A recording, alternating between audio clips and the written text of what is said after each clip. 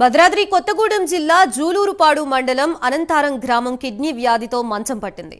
వయసుతో సంబంధం లేకుండా ఇక్కడి ప్రజలు వ్యాధి బారిన పడుతున్నారు. ఈ మధ్య కాలంలోనే కిడ్నీ వ్యాధిగ్రస్తుల ఒకరి వెంట ఒకరిగా ప్రాణాలు విడుస్తున్నారు. పరిస్థితి చేయి దాటే అవకాశాలు కనిపిస్తూ ఉండటంతో జిల్లా కలెక్టర్ జోక్యం చేసుకున్నారు. దీంతో ఆరోగ్య శాఖ అధికారులు గ్రామంలో పర్యటించారు. వ్యాధికి గల కారణాలపై ఆరా తీశారు. అయితే ఇంతమంది చనిపోయాక ఇప్పుడు అధికారులకి తీరిక దొరికిందా అంటూ డాక్టర్లు అధికారులపై స్థానికులు ఆగ్రహం వ్యక్తం చేస్తున్నారు. అక్కడ అడగాల్సి వస్తుంది. రక్తం తయారవ్వదు, బాగా వీక్ అయిపోతారు, రక్తం ఇచ్చేవాళ్ళమే. 7 గ్రాములు సివియర్ ఎనీమియా ఉంది, బ్లడ్ మొత్తం ఇన్ఫెక్షన్ అయిపోయింది, తర్వాత క్రియాటిన్ హెవీగా పెరిగింది. వరంగల్ ఎంజిఎం పోయిండ్రు, ఆక్సిజన్ మీదనే ఉంది, చేతులే చనిపోయిందంట. పాస్ కన్నా వెళ్దాం అనుకుందంట, ఆక్సిజన్ అట్లా ఇటు కూడింది. సికేడి పేషెంట్ అంతే, డయాలసిస్ చేస్తే బీపీ ఉంది. ప్రస్తుతం ఇదే అంశానికి సంబంధించి మనకి పూర్తి సమాచారం అందించడానికి మా ప్రతినిధి రజనీకాంత్ సిద్ధంగా ఉన్నారు. రజనీకాంత్. గాయత్రి, భద్రాద్రి కొత్తగూడెం జిల్లా జూలూరుపాడు మండలం అనంతారం గ్రామంలో కిడ్నీ వ్యాధితో పలువురు ఇటీవల కాలంలో మృతి చెందడం గ్రామస్తులను కలవర పెడుతున్న సమస్యగా మారింది. దీంతో ఇటీవల కాలంలో నిన్న సాయంత్రం పూట గ్రామానికి సంబంధించిన ప్రేమలత అనే యువతి కిడ్నీ వ్యాధితో దాదాపు ఆమె 3-4 సంవత్సరాలుగా బాధపడుతుంది. ఈమెకి 26 సంవత్సరాల నుంచి 27 సంవత్సరాల మధ్య వయసు ఉంటుంది. ఈమె 3 సంవత్సరాలు 4 సంవత్సరాల మధ్య నుంచి కూడా కిడ్నీ వ్యాధితో బాధపడుతుంది. డయాలసిస్ కూడా కొత్తగూడెంతో పాటు ఇతర ప్రాంతాల్లో ఖమ్మంలో కూడా చేయించుకుంటూ వస్తుంది. నిన్న వ్యాధి తీవ్రత కొంచెం ముదరడంతో గ్రామస్తులు కొంచెం ఆందోళన చెంది జూలూరుపాడులోని అంబులెన్స్ సహాయంతో ఖమ్మం ప్రభుత్వ ఆసుపత్రికి తరలించే క్రమంలో ఆమె మార్గ మధ్యలో మృతి చెందింది.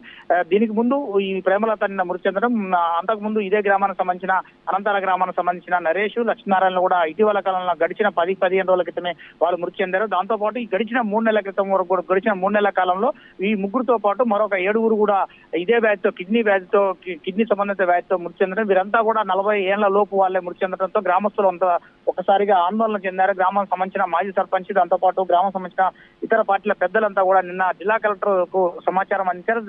జిల్లా కలెక్టర్ సమాచారం అందించడంతో ఈ రోజు ఉదయం ఆరోగ్య శాఖ అధికారులు అనంతరం గ్రామాన్ని సందర్శించారు. గ్రామాన్ని సందర్శించడమే కాకుండా ఇంటి పరిసర ప్రాంతాలు, ఇళ్లలోని ఇంటి పరిసర ప్రాంతాలతో పాటు వీరందరూ ఎవరైతే కిడ్నీ వ్యాధితో బాధపడుతున్న ప్రజలు ఎవరైతే ఉన్నారో వారందరినీ కూడా టెస్టులు కూడా చేశారు. టెస్టులు చేయడమే కాకుండా వారందరినీ కూడా కొంతమంది శాంపిల్స్ సేకరించి హైదరాబాద్ ల్యాబ్ కూడా పంపించినట్టు కూడా వైద్యారోగ్య శాఖ అధికారులు చెప్తున్నారు. ఈ సందర్భంలోనే ఇటీవల కాలంలో మా గ్రామంలో తరచూ కిడ్నీ వ్యాధి సమస్యతో బాధపడుతూ చనిపోతున్నారు.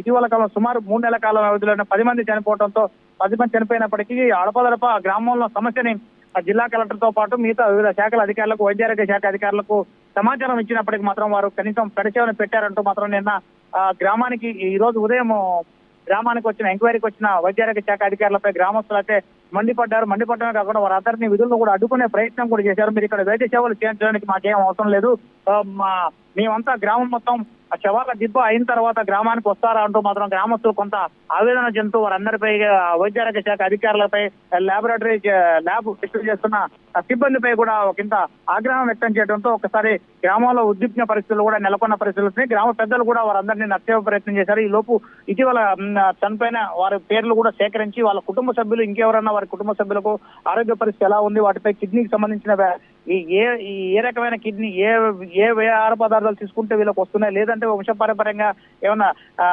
జీన్స్ వాళ్ళ ప్రాబ్లమ్స్ వల్ల ఈ కుటుంబ సభ్యుల వాళ్ళకు చనిపోయిన వాళ్ళు కుటుంబ సభ్యులు ఎవరైనా చనిపోయారు ఆ కుటుంబ సభ్యుల వివరాలు కూడా పూర్తిగా సేకరించే పరిస్థితులు కూడా చేస్తున్నారు. దీంతోపై ఈ విషయాన్ని కూడా సమాచారం వైద్యారోగ్య శాఖ అధికారులు, డిఎంఎన్హెచ్ఓ కూడా స్థానిక పిహెచ్సి ద్వారా జూలూరుపాడు పిహెచ్సి అధికారులు డిఎంఎన్హెచ్ఓ అధికారులకు సమాచారం ఇచ్చారు.